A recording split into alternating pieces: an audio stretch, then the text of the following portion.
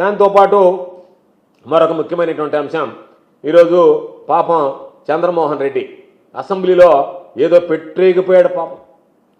దానిలో అనేక రకాలైనటువంటి విషయాలు మాట్లాడాడు. అసెంబ్లీ దేవాలయం లాంటిది.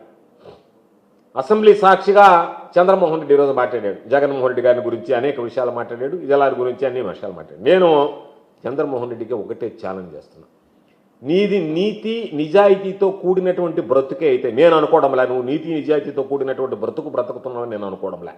ఒకవేళ నీకు అనిపిస్తే నీతి నిజాయితీతో కూడినటువంటి బ్రతుకే అనిపిస్తే, లేదు నీతి నిజాయితీగా బ్రతికేటువంటి వాడే అసెంబ్లీకి రావాలనేటువంటి ఆలోచన ఈరోజు అయ్యన్న పాత్రుడు చేస్తే, నువ్వు చెప్పినటువంటివి నా మీద 18 అక్రమ కేసులు పెట్టారు అన్నాడు. నీకు ధైర్యం ఉంటే నేను మరలా చెప్తున్నా, నీ బ్రతుకు నిజాయితీ బ్రతుకు కాదు. ఒకవేళ నువ్వు నీతిమైనటువంటి బ్రతుకు నిజాయితీ అయినటువంటి బ్రతుకైతే 18 అక్రమ కేసులు నీ మీద వైఎస్ఆర్ కాంగ్రెస్ పార్టీ హయాంలో పనిచేసి పెట్టినట్టుగా రుజువు చేయి అసెంబ్లీ సాక్షిగా. అక్రమ కేసులు 18 కేసులు నీ మీద పెట్టినట్టుగా నీ బ్రతుకు, మరలా చెప్తున్నా, నీ బ్రతుకు నీతి నిజాయితీ బ్రతుకైతే, నువ్వు మరలా వెళ్ళి సోమిరెడ్డి బ్రతుకు నీతి నిజాయితీ బ్రతుకైతే నీ మీద 18 కేసులు పెట్టినట్టుగా ఈరోజు అయితే అసెంబ్లీలో చెప్పావో, ఆ అసెంబ్లీలో ఆ 18 కేసుల జాబితా చదివి వినిపిస్తే నీ బ్రతుక్కి నీతి నిజాయితీ బ్రతుకు అనేటువంటి అనుకుంటారు తప్ప నేను, లేకపోతే నీ బ్రతుకే అబద్ధాలు బ్రతుకుంటారు. మరో మాట చెప్పాడు, రేయింబవళ్ళ నన్ను పోలీస్ స్టేషన్లో ఉంచారు.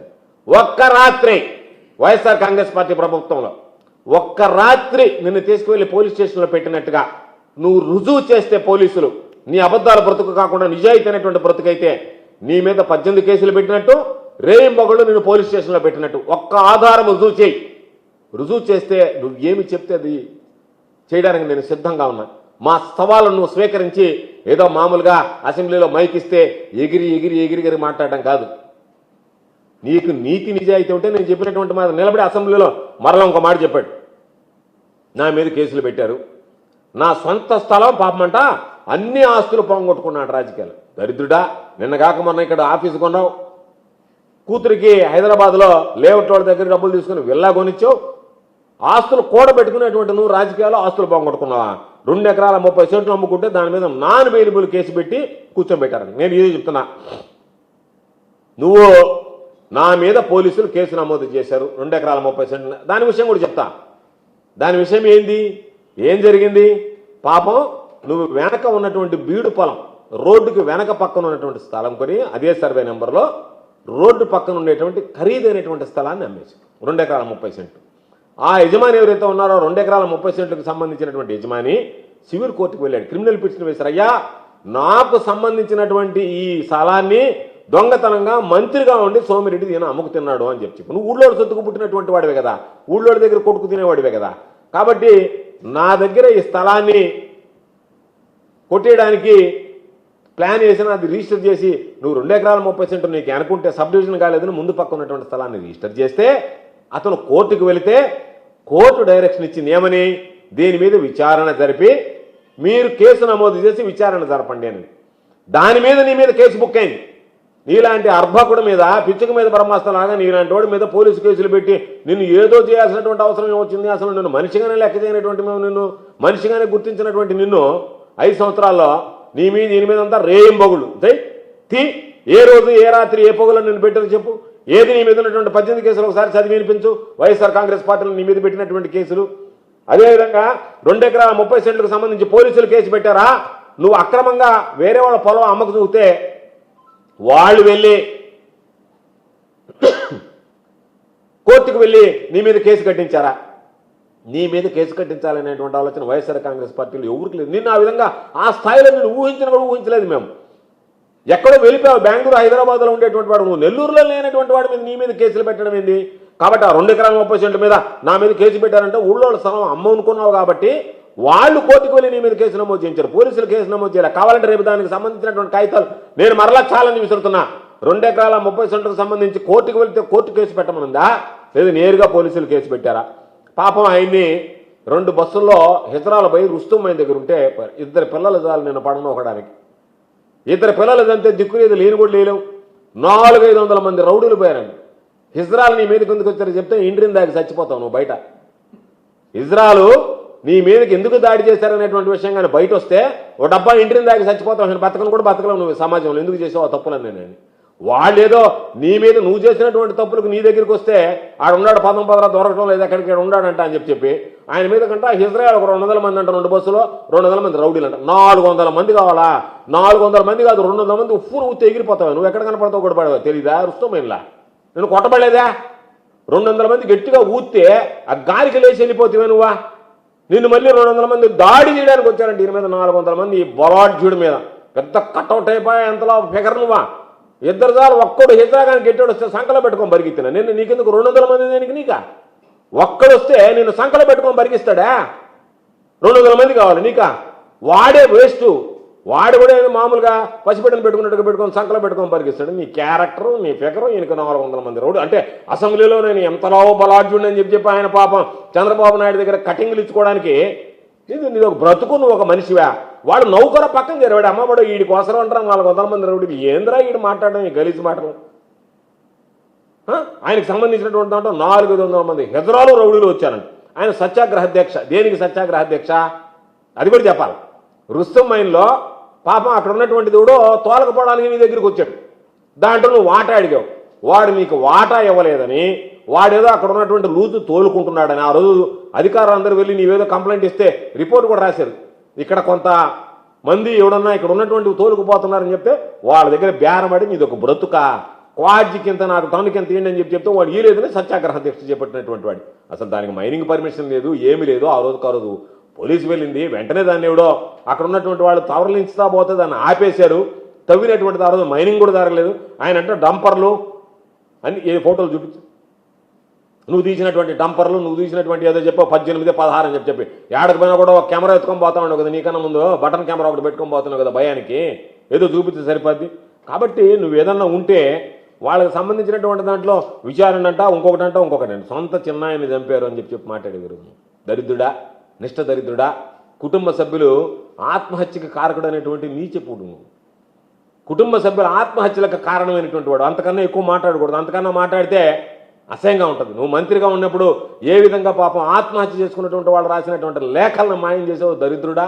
నీ గురించి నువ్వు మాట్లాడతావు, నీదొక బ్రతుకుగా మాట్లాడతావా? నీదొక బ్రతుక. జగన్మోహన్ రెడ్డి గారు చిన్నాయని చంపాడంట, దరిద్రుడా, అది అభూత కల్పన. నువ్వు నీ వల్ల నీ కుటుంబ సభ్యులు ఆత్మహత్య చేసుకొని చనిపోయారని చెప్పి ఆత్మహత్య లేఖలతో సహా ఆధారాలతో సహా దొరికినటువంటి మాట వాస్తవమైనటువంటి విషయం. కాబట్టి ఏదో ఒకటి చెప్పాడు ఈయనంట. అమరావతికి పోవడానికి బదలకూరు రోడ్లో ఆయన పక్కన ఖాళీ స్థలంలో ఒక టెంట్ వేస్తే పోలీసు వాళ్ళు వచ్చి పెరికేశారండి. ఎవరు వచ్చారు పోలీసు వాళ్ళు? ఎక్కడ పెరికారు? నువ్వు ఊళ్ళో స్థలంలో పోయి టెంట్ అయిపోతే వాళ్ళు నా స్థలంలో నువ్వేంద్ర టెంట్ వేసేదని పెరిగారు. అసలు నీ మొహానికి స్థలం ఇచ్చే దిక్కుందా ఆ రోజు? ఎవడు అసలు నువ్వు పోయి అడిగితే ఆమర్దూరానికి లేదు నువ్వు మా దగ్గర కూడా రాబాకని చెప్పి నేను తరివి కొడతా ఉంటే ఆయన దారిలో పోయే వాళ్ళకి నీకు పోయి ఏం చెప్పాలా? నాకు గతి లేదు, నేను టెంట్ వేసుకోలేకపోయానని చెప్పుకోవడానికి సిగ్గుమాలి. వాళ్ళందరితో ఏం పోయి చెప్పావు? ఇక్కడ గోవర్ధన్ రెడ్డి ఆపించాడు, అందువల్ల ఎవరు ఈలేదు అని చెప్పి మాట్లాడాము. నీకు ఆ శక్తి లేకపోయా, స్తోమత లేకపోయా, స్థాయి లేకపోయా, దాన్ని చెప్పు. నాకు శక్తి లేదు, నా బ్రతుకు అట్లాంటిది, నాకు స్థాయి లేదని చెప్పు. నీకు శక్తి స్థాయి స్తోమత లేకుండా ఆ పార్టీలోనంట అమరావతి వాళ్ళందరికీ తీసుకుపోయి రోడ్డు మీద భోంచేశారంట. అక్కడ నీకెవడు స్థలం ఇస్తానన్నాడు చెప్పు. ఈరోజు చెప్పా ఎవడు స్థలం ఇస్తానని చెప్పు. ఈరోజు ఆ హైదరాబాద్ అన్న వాళ్ళ మీద కేసు పెట్టి అంత లేదు విషయం బయటకు కొడుతుంది. నీ విషయం ఏందో బయటకు వస్తుంది.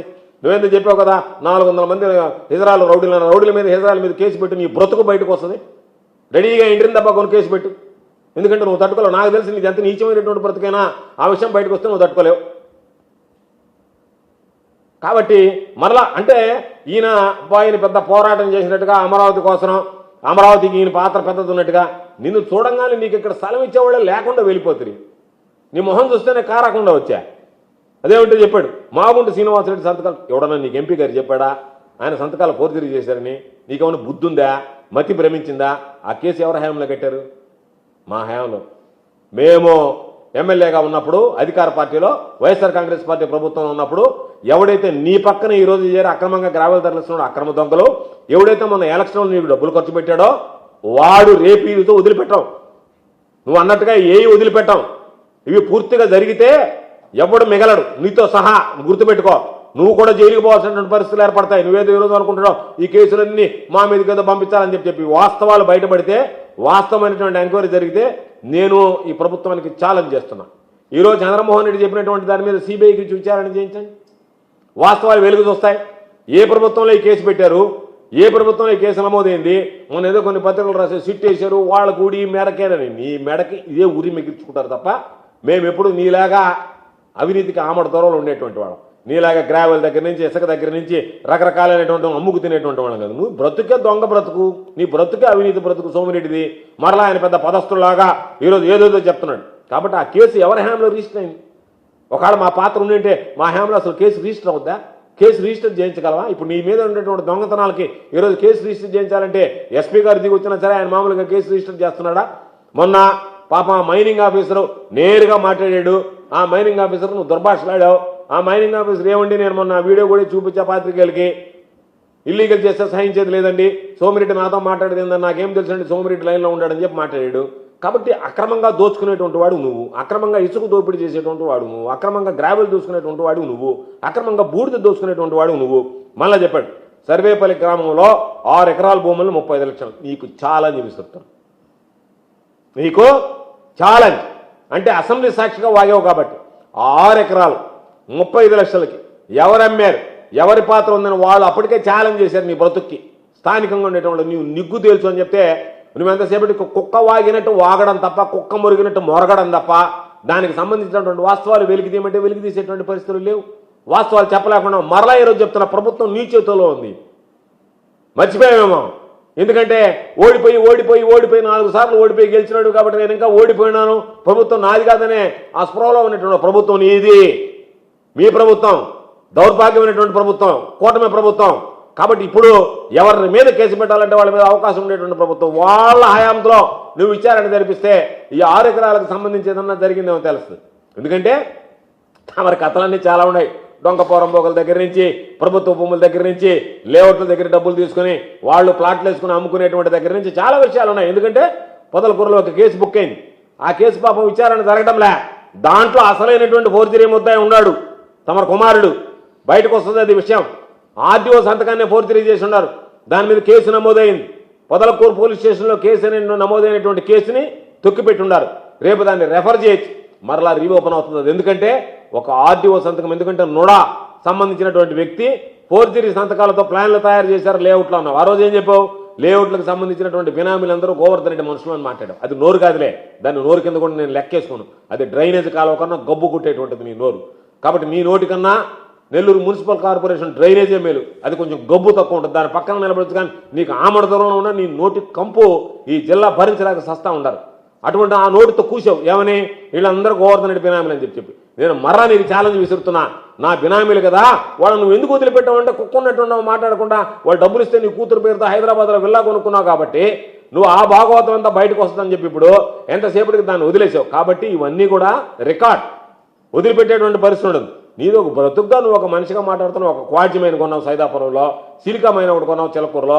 వాడికి సంబంధించి మైనింగ్ జరగకపోతే నీకు సంబంధించినటువంటి మీడియాలో పరిచయం ఉండేటువంటి వాళ్ళ ద్వారా లోకేష్ మీద, ఈ ప్రభుత్వం మీద వార్తలు రాయించేటువంటి నీచ మనస్తత్వం కలిగినటువంటి వాడు. నీ ప్రభుత్వం మీద నువ్వు వార్తలు రాయించేటువంటి వాడు నీ లాభాల కోసం, నీ క్వాడ్జీ మైనింగ్ కోసం. క్వాడ్జీ ప్రభుత్వం తప్పు చేస్తుందని చెప్పి నీకు సంబంధించినటువంటి వాళ్ళ చేత పత్రికలో రాయించుకునేటువంటి గబ్బు మనస్తత్వం కలిగినటువంటి వాడు నువ్వు. కాబట్టి నీకు వైఎస్ఆర్ కాంగ్రెస్ పార్టీని గురించి విమర్శించేటువంటి స్థాయి లేదు, ఆ స్థాయి, ఆ అర్హత నీకు లేదు. ఎందుకంటే నీలాంటి అవినీతి పరుడు, నీలాంటి అబద్ధాల కోరు మరొకరుండరు. కాబట్టి అన్ని విషయాలు కూడా మేము నీ మీద ఎప్పుడు కూడా బలం ప్రయోగించలేదు. ఎందుకంటే నువ్వు బలం ప్రయోగించాల్సినటువంటి స్థాయి కలిగినటువంటి వాడు కూడా కాదు కాబట్టి, అత్యంత బలహీనుడు కాబట్టి. కాబట్టి నేను చెప్పినట్టుగా 400 మంది పడలే, ఒక్కడు చాలు. ఒక్క హిజ్రా వస్తే ఆ హిజ్రా చంకలో పెట్టుకుని వెళ్ళిపోయినా కూడా దిక్కులేనటువంటి వాడు, అరిసినా కూడా నువ్వు అరవలేనటువంటి వాడు నువ్వు. కాబట్టి నీ స్థాయి శక్తి మర్చి పాప నువ్వు ఏదైనా అసెంబ్లీలో హనుమంతుడులాగా పైకి ఉబ్బి మాట్లాడినట్టుకుండావు. కాబట్టి నువ్వు చెప్పినటువంటివి నేను మరలా నీకు ఛాలెంజ్ విసురుతున్నా. నువ్వు రేపు అసెంబ్లీలో ఆధారాలు చూపిస్తావా, లేదా బయట మీడియాకు ఆధారాలు చూపిస్తావా? నీ పైన పెట్టిన 18 కేసులేంది, నిన్ను రాత్రి మొగళ్ళు ఎక్కడ పెట్టారు, అమరావతిలో టెంట్ ఎవరు పెరికారు, దీనికి సంబంధించినటువంటి దాంట్లో ఎవరెక్కడ 6 ఎకరాలు ఏదో మా వైకాపా నాయకులు అమ్మారు 35 లక్షలు చొప్పున అని చెప్పి దాని అన్నా నీకు తమ కమిషన్ లేదా, లేకపోతే ఆ కంపెనీ ఏమన్నా బ్లాక్మెయిల్ చేయడానికి ఏళ్ళని వాడుకుంటున్నావా? వాళ్ళు అదే చెప్తున్నారు. వాళ్ళు అయ్యా ఆ కంపెనీ సంబంధించినటువంటి దాంట్లో ముడుపులు కొట్టడానికి మమ్మల్ని వాడుకుని, ఎందుకంటే ఎస్ఎన్జే డిస్టిలరీస్లో డబ్బు లేదని చెప్పి నా మీద చెప్పావు. ఏమని చెప్పావు? ఎస్ఎన్జే డిస్టిలరీస్లో గోవర్ధన్ రెడ్డికి బాగుందను. ఈరోజు ఏం కూర్చోవు నువ్వు? దానికి నిలబడి ఈరోజు మీ ప్రభుత్వం విచారణ చేయించు. ఆ రోజు నువ్వు చెప్పావు కదా, ఎస్ఎన్జే డిస్టిలరీస్లో బాటిల్కి వస్తుందట నాకు డబ్బు. నిష్ఠ దరిద్రుడా, నీలాగా నీచమైనటువంటి బతుకు చావనైనా చస్తాం కానీ ఆ విధంగా బతకాల్సినటువంటి కర్మ ఎవరికన్నా ఉందా? బతుకుతారు ఎవడన్నా? కాబట్టి నువ్వు చెప్పావు కదా, దానికి సంబంధించినటువంటి ఆధారాలు తీసుకురా. రేవు పార్టీలో నేను పోయానని చెప్పావు కదా, ఆ రేవు పార్టీకి సంబంధించి మాట్లాడమంటే కుక్కున్నట్టున్నావా మాట్లాడకుండా? ఈ విషయాలన్నీ కానీ బయట పెడితే అసెంబ్లీలో 164 మందిలో ఒక్కడు నువ్వు పోతే 163 మంది నీ ముఖాన్ని వస్తారో లేదో గుర్తుపెట్టుకో. రేపు నేను చెప్పినటువంటి ఆధారాలు చూపించు. నువ్వు నీ మీద పెట్టినటువంటి 18 కేసులు చెప్పు, ఏదో ఆ 18 కేసుల సంగతి చెప్పు. తమరు బ్రతుకు బండారం బయటపెడితే 163 మంది నీ ముఖాన్ని వస్తారు, మీ నాయకుడు చంద్రబాబు నాయుడుతో సహా. అసెంబ్లీలో స్పీకర్గా ఉన్నటువంటి అయోధ్య పాత్రుడి దగ్గర నుంచి తట్టుకోలేవు, నువ్వు దాంట్లో కొట్టకపోతావు ప్రవాహంలో. కాబట్టి ఒళ్ళు దగ్గర పెట్టుకొని నువ్వేదన్నా మీ అధిష్టానం దగ్గర మెప్పు కోసం నేను అట్ట చేశాను పోరాటాలు అంటే నీ పోరాటాలు నీ బ్రతుకు అందరికీ తెలిసిందే. ఆ జెండాలన్నీ తెసిపోయి వాళ్ళ దగ్గర సిమ్ కార్బోర్డ్ దగ్గర నుంచి అందరి దగ్గర ఆ ధర్మల విద్యుత్ కేంద్రాల వాళ్ళ దగ్గర డబ్బులు కలెక్ట్ చేసే బ్రతుకు నీ బ్రతుకు. పోరాటాల పేరుతో రైతుల పేరుతో అడ్డం పెట్టి దోచుకునేటువంటి నువ్వు ఇది సరైనటువంటి పద్ధతి కాదు నాయన. నువ్వు ఎందుకు మాట్లాడను? శక్తికి మించి మాట్లాడమాక. 400 మంది రౌడీలు నీ బండబడ నేను కొట్టడానికి నేను తీసుకోవడానికి 400 మంది రౌడీలు కావాలన్నా? తెలియదా పాపం? అసెంబ్లీలో నౌకర వాళ్ళు అవరే ఈడి మొహం ఈడి అంతరా పాపం గట్టిగా ఫ్యాన్ వేస్తే గాలికి ఎగిరిపోయేవాడు నువ్వా?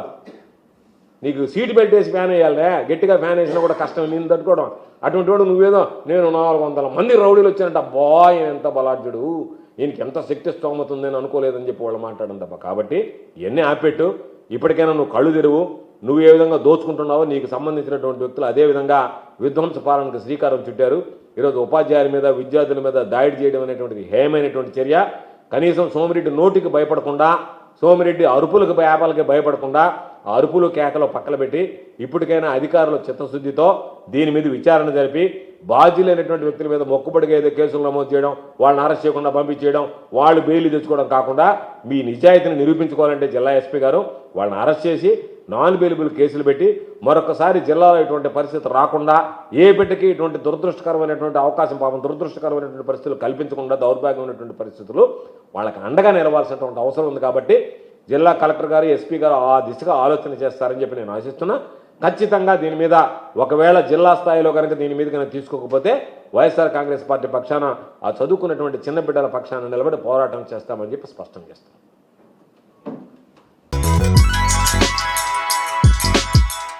Hi Nilor, please subscribe to N3 TV. Subhamastu shopping మాల్లో రంజాన్ ఉగాది డబల్ పండుగలు డబల్ ఆఫర్లు 100% షాపింగ్ ఫ్రీ. మీరు చేసే షాపింగ్ పై 100% లాయల్టీ పాయింట్స్ ద్వారా పొందండి. కేవలం 99 రూపాయల నుంచే షాపింగ్ చేసే అదృష్ట అవకాశం. 10 క్రేప్ జకాత్ శారీస్ 1000 రూపాయలు, 1000 రూపాయల లైట్ వెయిట్ పట్టు చీర 399, 3 డబల్ కాట్ ఏసీ బ్లాంకెట్స్ 1000 రూపాయలు, 3 బాయ్స్ షర్ట్స్ 599 రూపాయలు, 6 గర్ల్స్ టీ షర్ట్స్ 499 రూపాయలు, 3 digital print dress materials 899, 10 shirt bids లేదా 10 ప్యాంట్ బిడ్స్ 1000 రూపాయలు. శుభమస్తు shopping mall, VRC centre, Nellore.